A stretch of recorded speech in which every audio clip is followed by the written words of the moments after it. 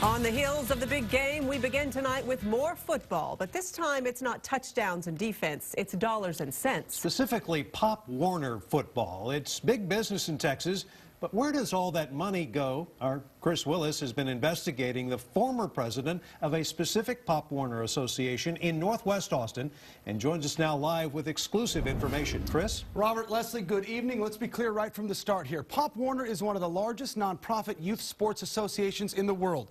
42 states and several countries around the globe. And in Central Texas, the league is run by Central Texas Pop Warner. Under that league, there are several associations where the kids sign up and play. In the Northwest Austin Pop Warner Association, it costs $175 for every child. And many of those associations survive on those dues, fundraising, and sponsorships. But in Northwest Austin, if you think you're giving money to a nonprofit, you're wrong. The Northwest Austin Pop Warner Association had its nonprofit status revoked by the IRS 2 years ago for failing to file financial reports. And that could be big trouble for anyone using their donations in their tax returns. But nonprofit status is one thing. Alleged missing money is a completely separate issue. It's an issue parents and coaches have been trying to get to the bottom of for months now. And through our investigation, months of questions finally get answers.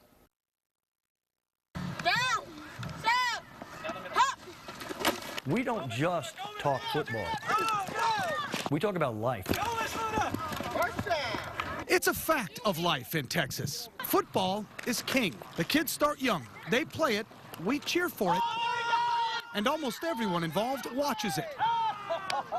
But when we started looking at the Northwest Austin Pop Warner Association, we found out nobody was watching the finances. There was nobody monitoring the money going in or out. Nobody was keeping a log of anything. It was just a free-for-all. For months, Lisa Wells and a handful of other parents and coaches involved in the Northwest Austin Pop Warner Association tried to get a look at the association's finances, something clearly allowed under their specific bylaws, and for months, they were denied. They were hiding something. They were trying to cover something up. A shroud of secrecy. That didn't sit well with us, so we went to work with the Secretary of State's office, the Texas Comptroller, the IRS, the Board of Certified Fraud Examiners, and our attorneys. Needless to say, we got those financial records, and now we know what all the secrecy's about. Once there became...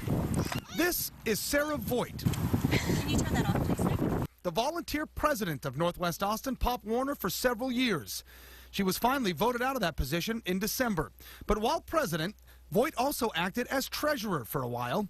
And that made her the one in control of the Northwest Austin Pop Warner bank card and the signee on the checks.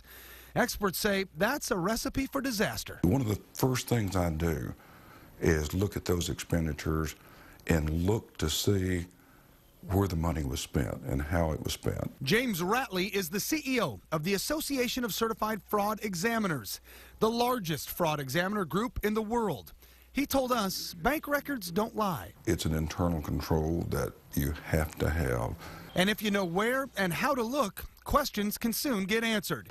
For the parents and coaches, the question has always been, where is their money going? And for the first time, here's their answer.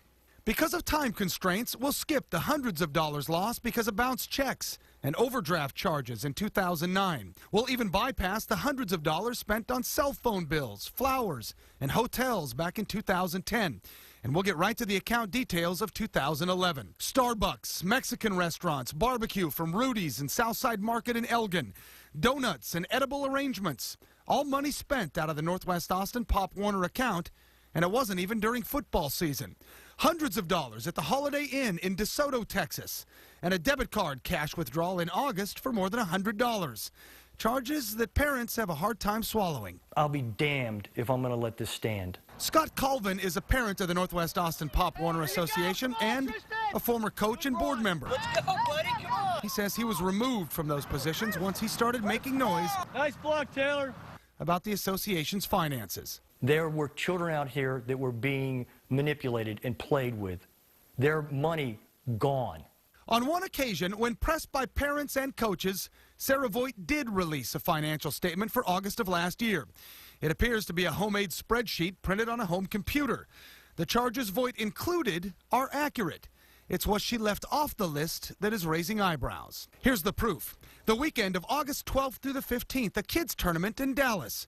Voight listed 3 charges to that account: a cheerleading expense, bank fees, and a reimbursement to herself for more than $1,000. But when we examined the actual bank records, we found 19 additional charges in those 3 days, including a stay at the Wingate Hotel, Papado's Restaurant, Benihana, Iron Cactus, McDonald's, IHOP, even 2 charges at a Dallas liquor store. Usually, anytime you have sloppy record keeping, there's fraudulent activity. The question is, can you prove it? We made every effort to contact Sarah Voight, assuming as president and treasurer, she would show us the receipts for those charges and explain the secrecy of the finances.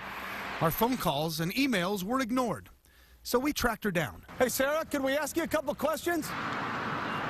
If somebody's not doing anything wrong, they say, here you go. They would have said it to the very first parent. Taylor, come on. Mario Martinez had coached for 9 years and knew Sarah Voight on a personal level, too. Former players and parents still call him Coach Mario. And those kids and parents, he says, deserve better. It's kids' money, parents' money, hard-working money. I mean, this is hard. Parents bust their butts to have their kids playing football. And because of that, we decided to dig a little deeper and also obtained copies of all the checks written on the Northwest Austin Pop Warner account in 2011. 4 specifically got our attention. They're called counter checks, all signed in the lobby of the bank by Sarah Voight for cash.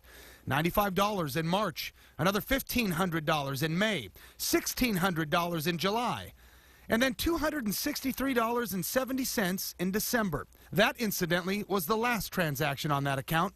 She closed it 2 days later. All the money was gone.